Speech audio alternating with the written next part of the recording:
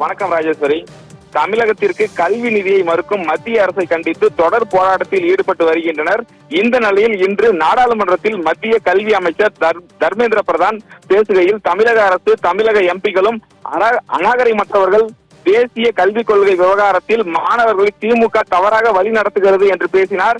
மத்திய அமைச்சரின் இந்த பேச்சுக்கு எதிர்ப்பு தெரிவித்து தமிழக நாடாளுமன்ற உறுப்பினர்கள் கடும் அமளியில் ஈடுபட்டனர். மத்திய அமைச்சரின் இந்த பேச்சை கண்டித்து தமிழகத்தில் பல்வேறு பகுதிகளில் திமுகவினர் போராட்டத்தில் ஈடுபட்டு வருகின்றனர்.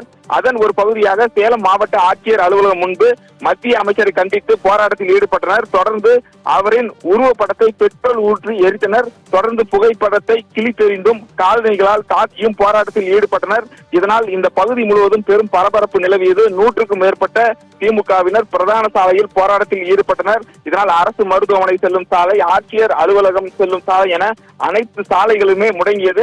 மத்திய அமைச்சர் உடனடியாக பதவி விலக வேண்டும் என்ற கோஷங்களை எழுப்பி 100க்கும் மேற்பட்ட திமுகவினர் போராட்டத்தில் ஈடுபட்டு வருகின்றனர். ராஜேஸ்வரி.